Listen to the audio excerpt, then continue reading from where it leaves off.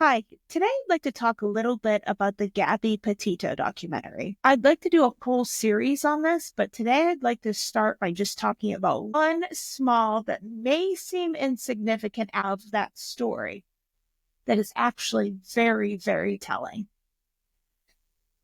I don't know if you caught it, but in the documentary, whenever there was a time when Gabby and Brian were living in Florida, and Gabby started to have this friend. She was hanging out with this friend. And what does Brian do? He calls up Gabby's parents and he pretends like he's so concerned about her. I don't know what to do. I'm just so concerned about her. And he puts on this show that he is this caring boyfriend that is just doesn't know what to do. He's so worried about Gabby. And so he's reaching out to her parents in order to try to make them aware so that they can all come together and help Gabby. And on the surface, it may seem like, oh, here's a guy that's noticing that his partner is not doing something so great and is trying to reach out to the parents and do maybe an intervention. But there was no real evidence that she was doing anything harmful. She was just hanging out with her friends.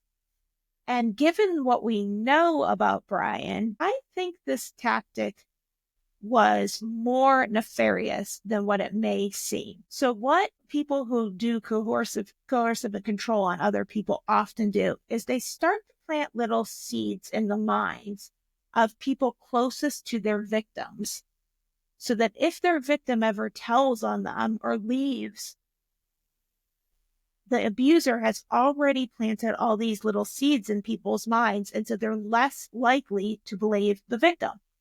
And what the person who is narcissistic or has some sort of cluster B personality disorder will do is they'll look at their victim and they'll start with circles outside of their victims. So concentric circles outside of their support system. So who would be closest to Gabby would be probably her parents and her friends. And so Brian reaches out to those parents and starts planting little seeds about how he's worried about her. And the parents even admit that they believed him. They were like, oh, because people that don't have these cluster B personality disorders assume good intentions.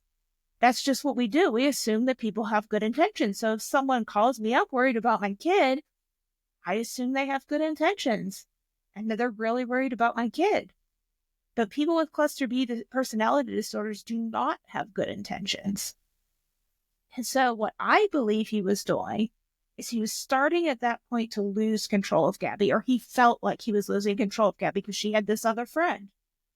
So he starts planting the seeds in people's minds most close to her that there's something wrong with her. He's worried about her. He doesn't know what to do. Now, if he was really worried about her and concerned, he would probably go to her. He would probably try to get her in some sort of therapy or counseling. He would probably say, let's sit down and talk.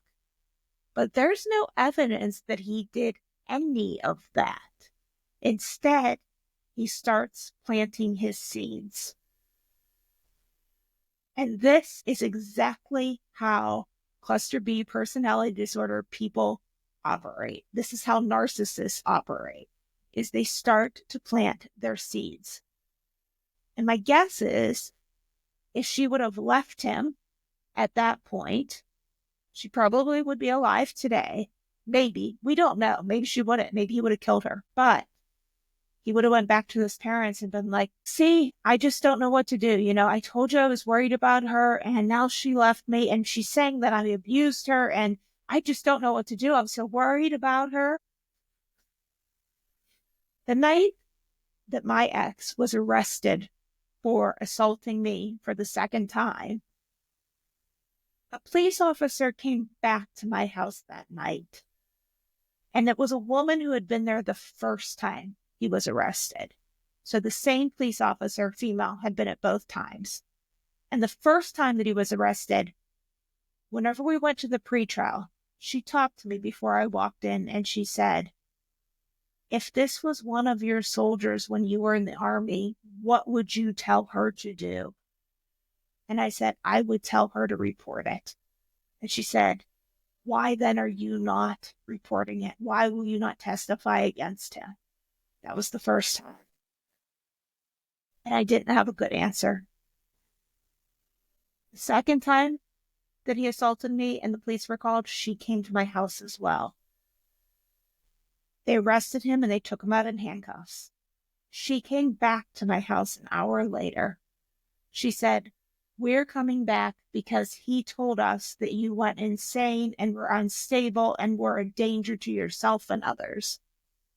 She did not believe that that was the case.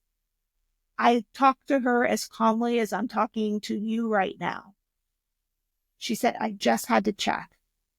But what he was doing and what he had been doing forever is planting those seeds. I'm really worried about her. I don't know what to do. She's acting strange. Help, help. This is exactly what they do.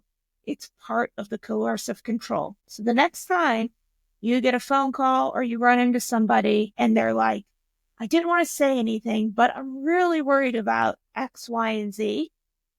Pause. Pause for a second. Maybe there's some truth behind it.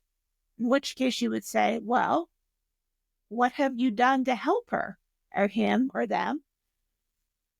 And if the answer is nothing or just sort of, nothing concrete, then think about why they might be calling you or talking to you instead of addressing the issue with the person that they allege to be worried about.